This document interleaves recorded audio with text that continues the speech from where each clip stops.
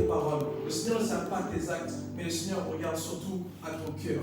Tout ce qui intéresse le Seigneur aujourd'hui, c'est ton cœur et rien d'autre que ton cœur. Amen.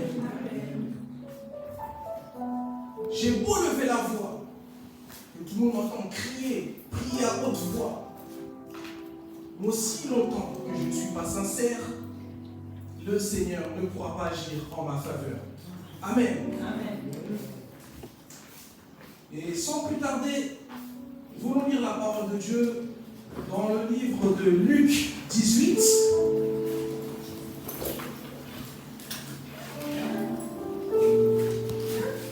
Luc 18 au verset 9 à 14. C'est une histoire que nous connaissons, une histoire sur laquelle effectivement on nous a déjà exhorté, on nous a déjà prêché.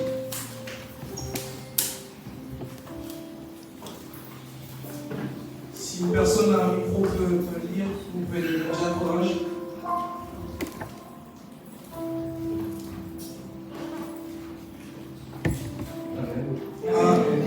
Chapitre 18, verset 9 à 14. Amen. Il dit encore cette parabole en vue de certaines personnes se persuadant qu'elles étaient justes et ne faisaient aucun cas des autres. 2 hommes montèrent au temple pour prier. L'un était pharisien et l'autre publicain. Le pharisien, debout, priait ainsi en lui-même. Ô Dieu, je te rends grâce de ce que je ne suis pas comme le reste des hommes, qui sont ravisseurs, injustes, adultères, ou même encore comme ce publicain. Je jeûne 2 fois par semaine, je donne la dîme de tous mes revenus. Le publicain, se tenant à distance, n'osait même pas lever les yeux au ciel, mais il se frappait la poitrine en disant « Ô Dieu, sois apaisé envers moi qui suis un pécheur. » Je vous le dis, celui-ci descendit dans sa maison justifié plutôt que l'autre. Car quiconque s'élèvera sera abaissé, et celui qui s'abaisse sera élevé. Parole du Seigneur. Amen. Est-ce qu'on peut acclamer pour la parole de Dieu?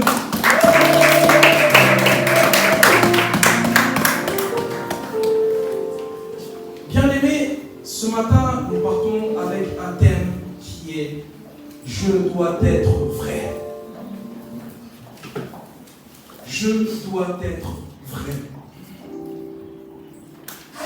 Dans le passage qu'on vient de lire, c'est une histoire que nous connaissons très bien.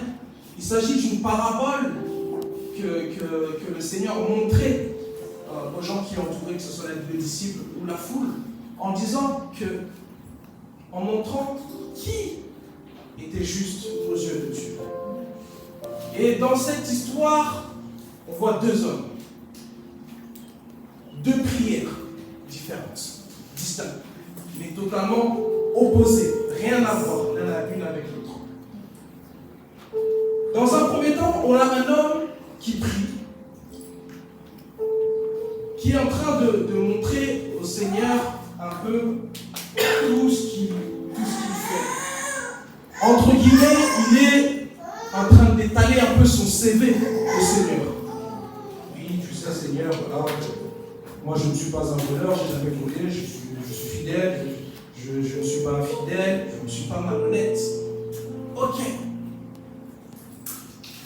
Et comme si cela ne suffisait pas, il pointe en plus l'autre qui est aussi dans la présence de Dieu. Parce que les 2 étaient dans la présence de Dieu. Les 2 étaient en train de prier. Les 2 étaient en train de s'adresser à leur Dieu. Bien que c'était chacun à leur manière, chacun différemment, surprenant d'ailleurs, mais c'était chacun en train de s'adresser à leur Dieu. Mais dans la première prière, qu'est-ce qu'on voit? On voit un homme qui, dans sa manière de s'adresser à Dieu, est déjà rempli d'orgueil. Dans sa façon même de s'adresser à Dieu, il est en train d'étaler en fait toute sa vie. Je jeûne, je donne ma dîme, je donne aux pauvres, j'évangélise, je fais ceci, je fais cela. D'ailleurs, quand on arrive comme ça, c'est moi qui mets les chaises. D'ailleurs, quand on arrive comme ça, c'est moi qui mets le micro, c'est moi qui mets les baffes, c'est moi qui chante, c'est moi qui fais ceci, c'est moi qui fais cela. Ok. Et qu'est-ce qui se passe dans la seconde prière? On voit un homme qui est tout humble, qui s'adresse à Dieu avec humilité.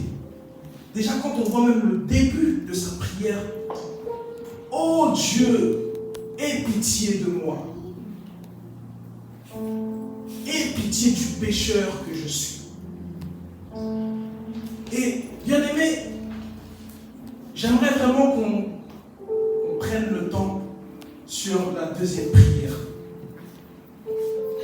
Cet homme-là était comme le premier frère qui priait disait que c'était un publicain. Entre autres, c'était quelqu'un qui avait une mauvaise vie. Amen. Amen. Et qu'est-ce qui se passe? C'est que cet homme-là, quand il est rentré dans la présence de Dieu, il a été vrai avec lui-même. Dans sa prière, il s'est adressé à Dieu avec humilité, en disant, oh Dieu, aie pitié du pécheur que je suis. Aie pitié du pécheur que je suis. Et la question qu'on peut se poser, surtout pour nous qui attendons que le Seigneur puisse encore se manifester dans notre vie, que le Seigneur puisse nous bénir avec des biens matériaux, combien sommes-nous aujourd'hui à ne pas faire genre de prière comme le pharisien? Seigneur, souviens-toi, j'avais fait ci, j'avais fait cela. Oui, c'est vrai. Le Seigneur va se souvenir. Mais surtout, le Seigneur va se souvenir avec quel état d'esprit tu l'as fait, dans quel but tu l'as fait, pourquoi tu l'as fait. Comme nous l'avons dit un peu plus haut, le Seigneur ne regarde pas aux actes. Parce que faire, c'est facile, tout le monde peut le faire. Mais le Seigneur regarde d'abord l'état d'esprit avec lequel tu te présentes. Comment tu sers le Seigneur. Amen. Amen. Oh Dieu, aie pitié du pécheur que je suis. Et nous voyons là que cet homme recherche tout d'abord une vie même de repentance. Amen. Amen. Être vrai. Je me dois d'être vrai. Bien-aimé, pour être vrai, déjà dans un premier temps, et cela va revenir, et cela, c'est cela que nous allons commencer même notre message, notre premier point. Pour reconnaître, pour être vrai, il faut d'abord que je reconnaisse que je suis faible. Que je dois d'abord reconnaître que je suis faible. Et qui dit faible ne veut pas forcément dire que dès qu'il se passe quelque chose, on prie pour moi, puis je tombe, et puis je me relève, et puis... Non. Le fait d'être faible, c'est le fait déjà de vivre dans ce péché que tu n'arrives pas à te débarrasser. Le fait d'être faible, c'est reconnaître également que dans ce genre de situation, je suis orgueilleux. Le fait d'être faible, c'est de reconnaître déjà que dans ce genre de situation, je n'ai pas l'amour. Le fait d'être faible aussi, c'est le fait de reconnaître dans cette situation-là, je suis incapable de pardonner. C'est ça aujourd'hui, le fait d'être faible. Et la question qu'on peut se poser, combien sommes-nous aujourd'hui à être faibles, incapables de pardonner? Dans une même famille, des fois même, les frères et sœurs sont incapables de se pardonner. Et on voit des familles déchirées, on voit des familles divisées.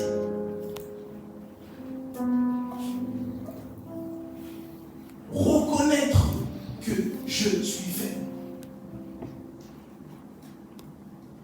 Et surtout, reconnaître, en reconnaissant que je suis faible, se dire une chose, c'est que c'est dans ma faiblesse que le Seigneur se glorifie. Amen. Luc 5 nous dit ceci. Luc 5, 31 à 32 nous dit ceci. Je vais le lire. Jésus, prenant la parole, leur dit: ce ne sont pas ceux qui se portent bien, qui ont besoin de médecins, mais les malades. Amen. Je ne suis pas venu appeler à la repentance des justes, mais des pécheurs. Amen. Bien-aimé, lorsque je reconnais que je suis faible, c'est là où le Seigneur vient et me tend la main. Lorsque je reconnais que je suis faible, c'est là où le Seigneur se manifeste en disant que oui, c'est pour toi que je suis là. Comme le passage vient de nous dire, il n'est pas venu appeler à la repentance des justes, mais des pécheurs.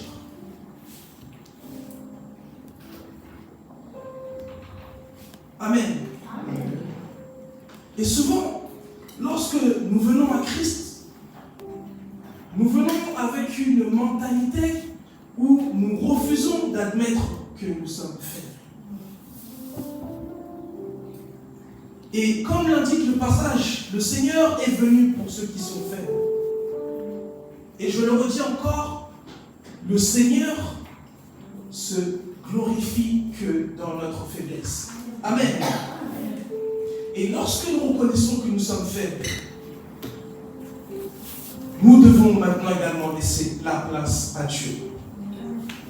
Et ce qui se passe, c'est qu'aujourd'hui, nous sommes de ceux qui, aujourd'hui, nous protégeons en formant une sorte de carapace.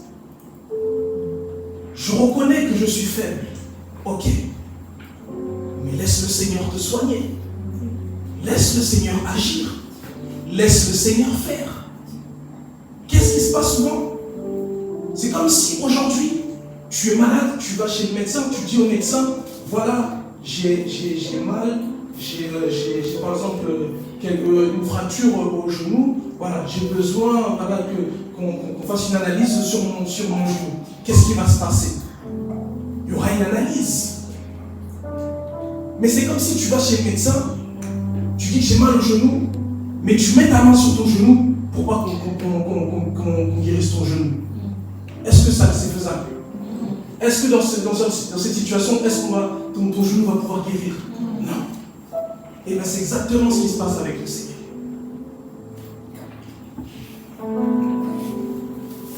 Je reconnais que j'ai cette faiblesse. Je reconnais que je suis un menteur. Je reconnais que je suis mauvais.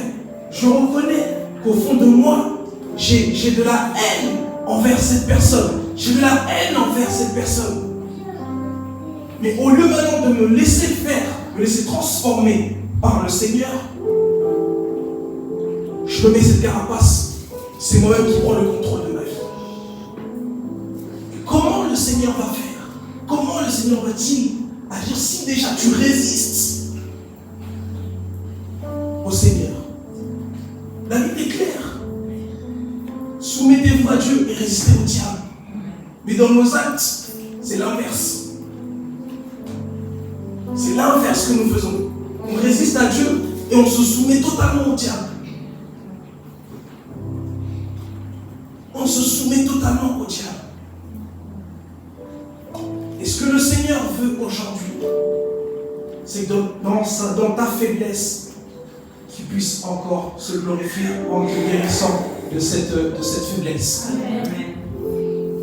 Amen. Amen. Ce que le Seigneur attend et que nous le laissons agir, que nous le laissons travailler en nous. Parce que avant même de travailler avec nous, le Seigneur doit d'abord travailler en nous. Amen. Je ne peux pas aujourd'hui servir le Seigneur aussi longtemps que le Seigneur, au fond de moi, ne m'a pas transformé, ne m'a pas changé. Parce que derrière, je vais servir le Seigneur mais ça va être des dégâts. Derrière, je vais servir le Seigneur, mais au fond de moi, je vais le faire avec la nature humaine. Ce sera charnel, ce sera superficiel, ce sera pour plaire aux hommes. Et le moindre petit vent, comme on dit, le naturel reviendra au galop. Amen. Amen. Reconnaître que je suis faible. Mais en toute honnêteté, aujourd'hui, qui reconnaît, qui admet être faible? Parce que souvent, être faible, on a l'impression que c'est un peu insultant. Dire que quelqu'un est faible, c'est comme si on disait un peu que cette personne-là, oh, c'est un petit joueur. Non, bien aimé. Être faible, c'est loin de dire que Seigneur, je ne suis pas parfait. Viens, transforme-moi. Viens, aide-moi, que je puisse atteindre ta stature. Amen. Reconnaître que je suis faible.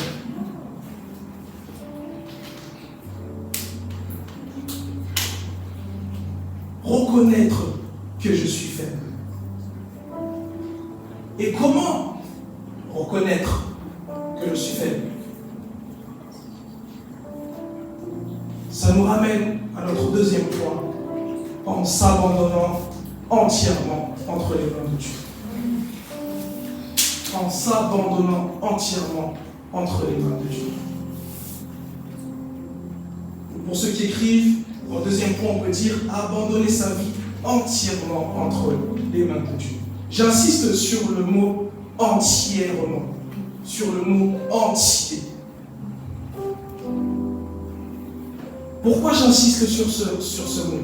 Parce que nous avons également un message dans lequel, effectivement, le diacre Orange nous disait qu'il avait lu quelque part que si le Seigneur n'est pas Seigneur de tout, il n'est pas Seigneur du tout. Et je vous dis la vérité, cette phrase m'a chamboulé, cette phrase m'a marqué, et je crois que ça va me marquer même jusqu'à la fin de ma vie. Si le Seigneur n'est pas maître de tout, il n'est pas Seigneur du tout. Et c'est une vérité. La différence entre nous qui avons accepté le Seigneur comme Sauveur et Seigneur de notre vie, c'est que nous reconnaissons en fait que tout nous vient de lui. Que tout est pour lui et tout est fait par lui. Si nous n'avons pas une de ces trois choses, si nous ne reconnaissons pas une de ces trois choses, nous sommes égaux à ceux qui pensent faire les choses par leur propre force, par leurs propres moyens, qui pensent que le souffle de vie, c'est eux-mêmes qui le gèrent, c'est eux-mêmes qui le maîtrisent, qui pensent pouvoir même vivre leur vie comme ils le souhaitent, comme bon le semble. Amen. Amen. Et la question qu'on peut se poser ce matin, est-ce que le Seigneur est maître de tout dans ta vie? Nous sommes dans le deuxième point, abandonner sa vie entièrement entre les mains du Seigneur. Est-ce que lorsque tu regardes ta vie, c'est toi qui gères un peu de ton côté, ou c'est le Seigneur qui contrôle tout? Et quand je dis contrôle tout, c'est-à-dire que dans ta vie, à toi, en tant qu'homme, avec un grand H, c'est le Seigneur qui gère. Dans ton foyer, c'est le Seigneur. Dans ton travail, c'est le Seigneur. Dans tes finances, c'est le Seigneur. Dans tes projets, c'est le Seigneur. Est-ce que réellement, lorsque tu regardes ta vie, tu peux dire et admettre que ma vie est abandonnée entièrement entre les mains du Seigneur? Et je vais nous aider. La réponse est non. La réponse est non. Pourquoi la réponse est non? La réponse est non, pourquoi? Parce que dès l'instant où déjà tu as déjà ce combat pour déjà obéir à la parole de Dieu, c'est quelque part, tu n'es pas abandonné entièrement au Seigneur. Dès lors où déjà tu as cette difficulté à obéir entièrement à la parole de Dieu, parce que, encore une fois, on parle du mot entier, et j'insiste sur le mot entier. Pourquoi? Parce que souvent nous sommes de ces chrétiens superficiels. Ça veut dire qu'on veut être trop dans la... On veut laisser passer les choses. J'accepte le mensonge et je refuse de mentir, mais je ne veux pas refuser de ne pas pardonner. J'accepte aujourd'hui d'aimer, mais demain, si tu fais quelque chose, je ne te pardonne pas. Je pardonne, mais je n'oublie pas. Un peu le langage du monde. Abandonner sa vie entièrement. Et là où je veux venir, c'est que abandonner sa vie entièrement, c'est aussi laisser en fait le contrôle de ta vie au Seigneur. S'il y a une chose qu'on doit savoir, c'est que le Seigneur, on l'appelle l'alpha et l'oméga, le commencement et la fin de toutes choses. Ça veut dire que dès lors, même la Bible nous dit qu'il te connaissait déjà même avant que tu naisses, avant même que tu viennes déjà au monde, il te connaissait déjà.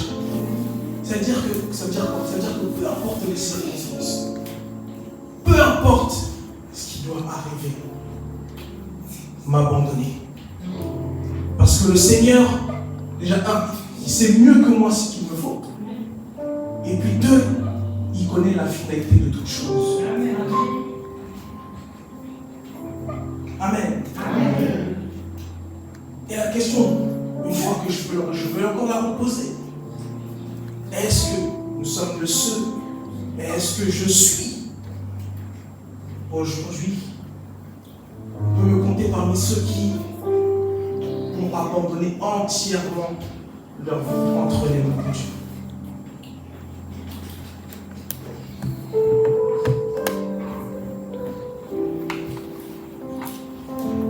Souvent, on pense que abandonner sa vie entre les mains de Dieu, c'est ne plus vivre.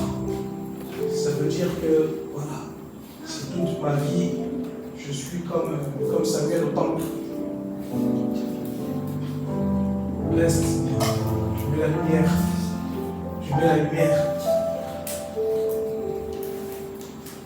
Non. Bien aimé. Abandonner sa vie entre les mains du Seigneur, je le dis, je le redis encore une fois. C'est reconnaître que en tout et pour tout, c'est le Seigneur qui gère ma vie. Dans mes études, c'est le Seigneur. Dans mon travail, c'est le Seigneur. Dans mon foyer, c'est le Seigneur. Dans mes recherches d'emploi, c'est le Seigneur. Dans mes recherches d'école, c'est le Seigneur. Dans tout, absolument tout, c'est le Seigneur.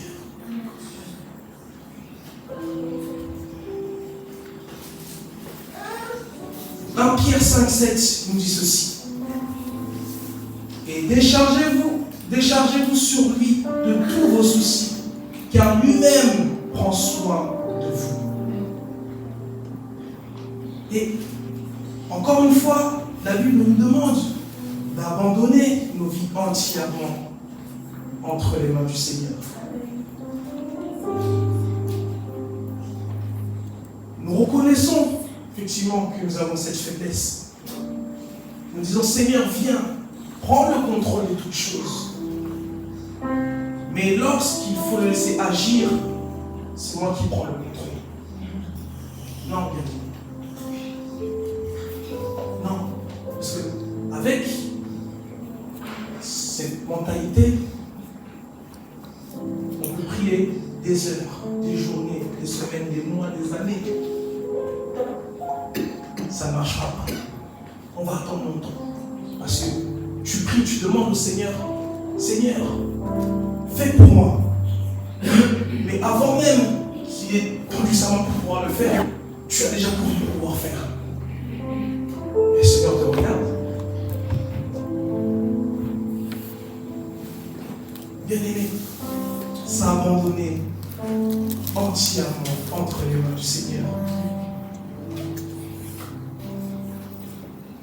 S'abandonner entièrement entre les mains du Seigneur. Combien aujourd'hui sommes-nous à vivre? Combien sommes-nous aujourd'hui à s'appeler chrétiens? Combien sommes-nous aujourd'hui à s'appeler enfants de Dieu, serviteurs de Dieu? Je dis surtout serviteurs de Dieu. Nous sommes là, nous prêchons la parole de Dieu, nous modérons, nous chantons, nous faisons l'accueil, nous faisons le protocole, nous sommes dans l'intercession. Mais abandonner entièrement sa vie entre les mains du Seigneur, nada, rien du tout.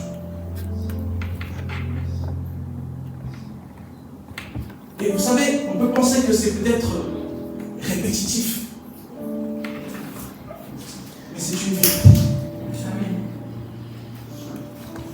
Je veux réussir dans ma vie.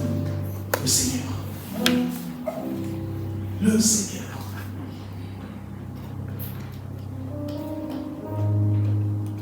Et comment aujourd'hui je peux réussir en pensant que tout me vient de moi? Comment je peux réussir aujourd'hui en pensant que tout ce que je fais, c'est par ma force? On est de ceux qui disons que nous avons abandonné tout au Seigneur, mais nous avons un peu cette attitude. Je fais les choses par ma propre force, par ma propre volonté. Des fois, je peux même servir le Seigneur selon mes humeurs. Aujourd'hui, j'ai pas envie, demain, j'ai pas envie. Aujourd'hui, j'ai la flemme, demain, j'ai pas la flemme. Et si aujourd'hui, le Seigneur décide d'avoir la flemme de renouveler ton souffle de vie?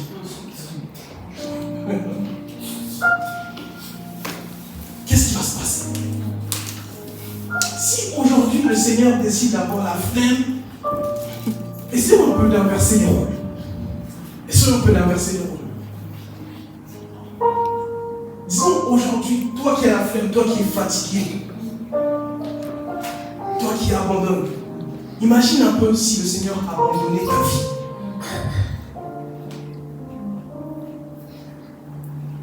Essayons un peu de réfléchir à ça. Nous qui prétendons avoir le sommeil, surtout moi, le premier, j'ai le sommeil trop lourd ces derniers temps. Même me lever pour remercier le Seigneur le matin, ça devient difficile. Mais si ce souffle de vie ne revient pas, que va devenir ma vie? Que va devenir ma vie? Où je serai? Déjà, je me tiens devant vous, je prêche. Mais moi-même, je n'ai pas abandonné ma vie entièrement. Je n'ai pas abandonné ma vie entièrement. Et je le dis même avec honte. Même donner ma vie au Seigneur entièrement, je ne l'ai pas fait. Je ne l'ai pas fait.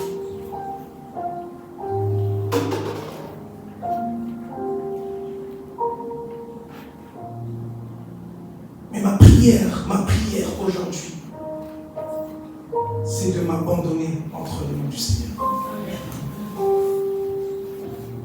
Reconnaître aujourd'hui, être vrai, c'est d'abord reconnaître ma faiblesse.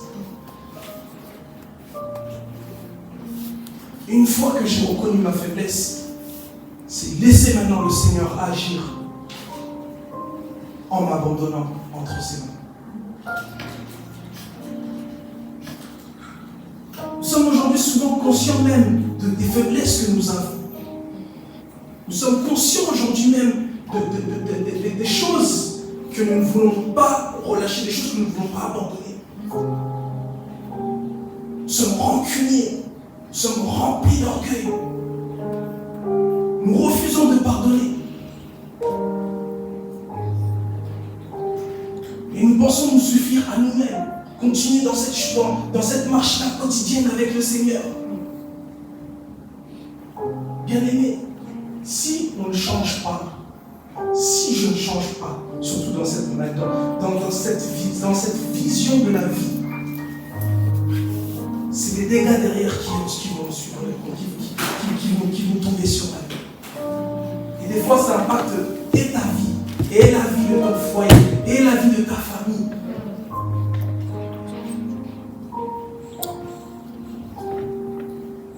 Ça crée des dégâts, bien aimés, des dégâts. C'est un peu comme une blessure.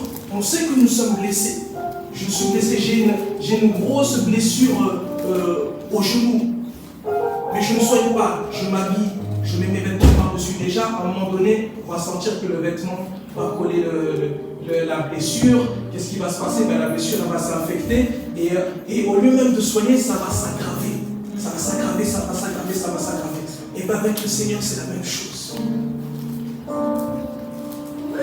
Plus je refuse d'abandonner ce péché, plus ça augmente, ça augmente, ça augmente.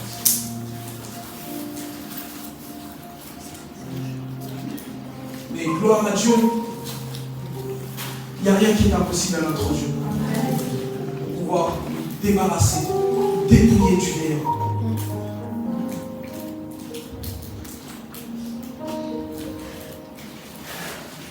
Bien-aimé, reconnaître que je suis fait en laissant le Seigneur prendre le contrôle de ma vie. Aujourd'hui, pour nous, enfants de Dieu chrétiens, ce sont les choses aujourd'hui qui nous bloquent aujourd'hui en tant qu'enfants de Dieu. Je parle d'être vrai, nous sommes toujours dans notre thème, être vrai. Mais comment être vrai? Si déjà je suis incapable de reconnaître mon état, reconnaître dans quelle situation, quelle est la chose qui aujourd'hui m'éloigne du Seigneur. Et au-delà de ça, laissez même le Seigneur agir.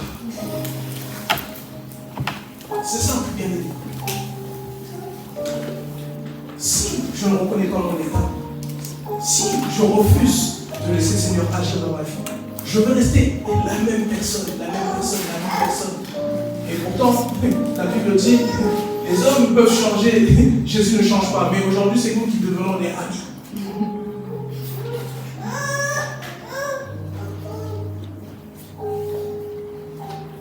Est-ce que je suis vrai?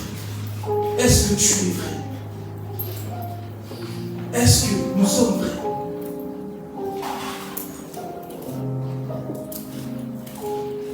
Est-ce qu'aujourd'hui, je suis capable de reconnaître ma faiblesse et dans cette faiblesse, dire refuser cette faiblesse et laisser le Seigneur agir?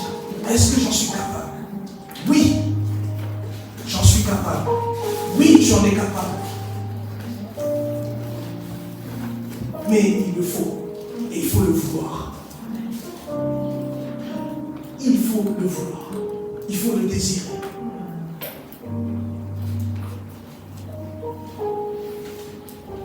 Être vrai, bien aimé. Être vrai.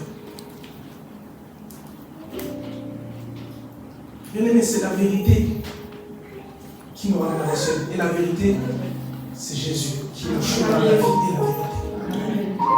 Et cette vérité n'est que la parole de Dieu.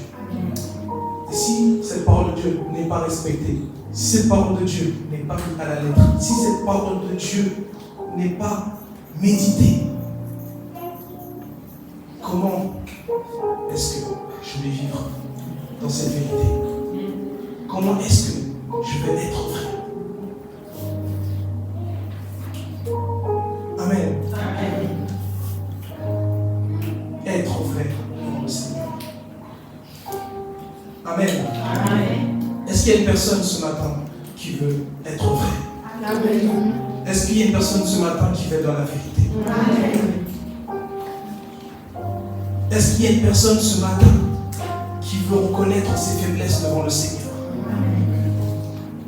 Est-ce qu'il y a une personne ce matin qui ne veut plus de ses faiblesses? Est-ce qu'il y a une personne aujourd'hui qui veut abandonner sa vie entièrement au Seigneur.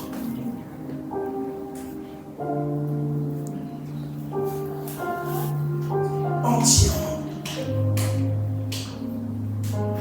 Et quand on dit abandonner sa vie entièrement, c'est pas le fait de prendre cette décision aujourd'hui sous le coup des, comme on dit, des émotions, et puis dès qu'on sort de là, revenir à notre vie passée. Non.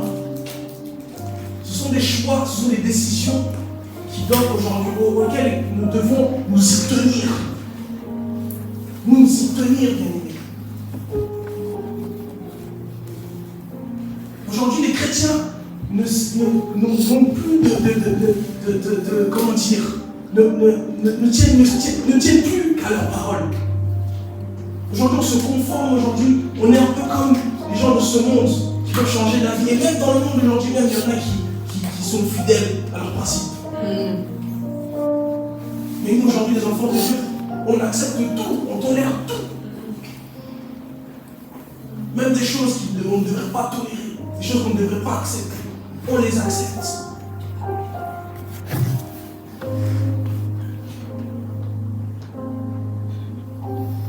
Être vrai, être vrai. Être vrai.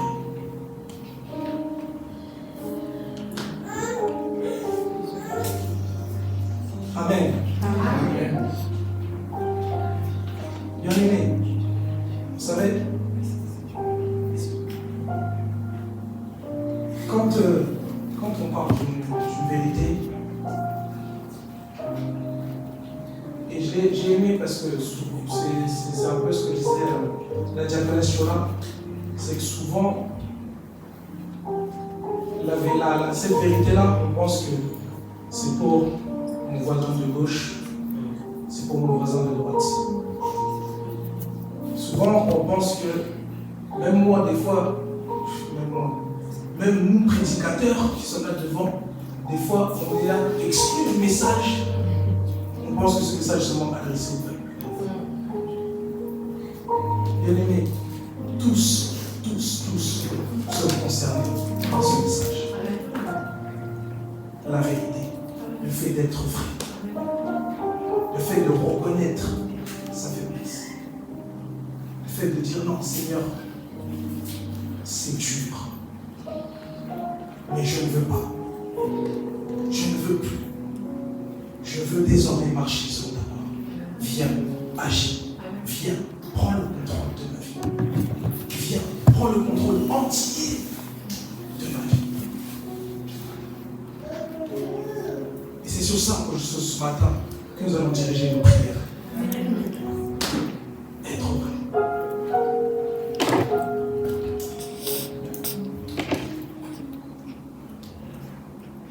J'abandonne tout entre tes mains, toutes choses je te donne, Seigneur. J'abandonne tout entre tes mains, toutes choses, Seigneur, toutes choses je te donne, oh Seigneur. J'abandonne, Seigneur, tout entre tes mains, toutes choses, Seigneur, toutes choses je te donne, Seigneur. J'abandonne.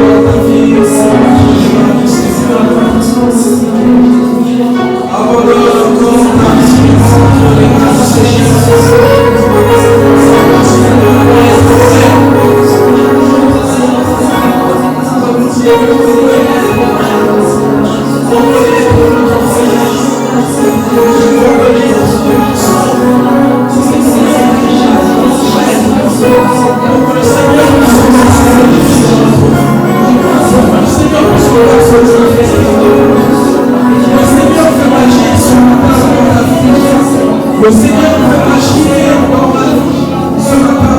Et pour qu'il puisse agir, il veut que tu parles. Il veut que tu puisses encore reconnaître tes faiblesses. Et que tu puisses encore dire que tu refuses d'avoir un Dieu mensonge. Que tu refuses d'avoir cette aujourd'hui tu es loin du sang. Alors élève ta foi dans le élève ta foi.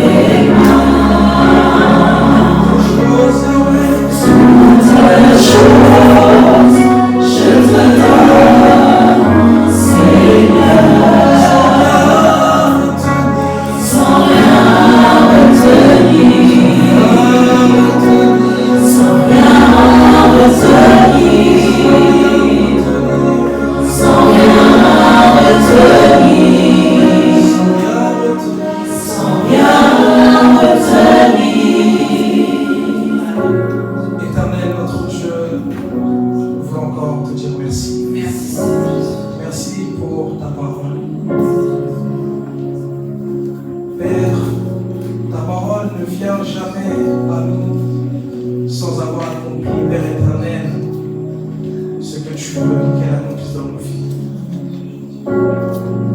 Ce matin, nous avons entendu ta parole. Nous ne voulons pas et nous refusons d'ailleurs que ce soit un message en plus et que réellement ces paroles puissent créer en nous des fruits dignes de repentance. Notre objectif, Père, est de te ressembler, d'atteindre ta stature parfaite. Arriver à un point où, Père, nous voulons, Seigneur, encore que les hommes reconnaissent que nous t'appartenons. Non que nous le déclarons, non que nous le disions, mais que dans notre attitude, on puisse voir que nous sommes tes enfants, qu'on puisse voir que nous sommes à toi, nous t'appartenons. Ce matin, tu nous as parlé, tu nous l'as dit, nous devons être vrais. Père, laisse encore que cette vérité puisse encore pénétrer nos cœurs.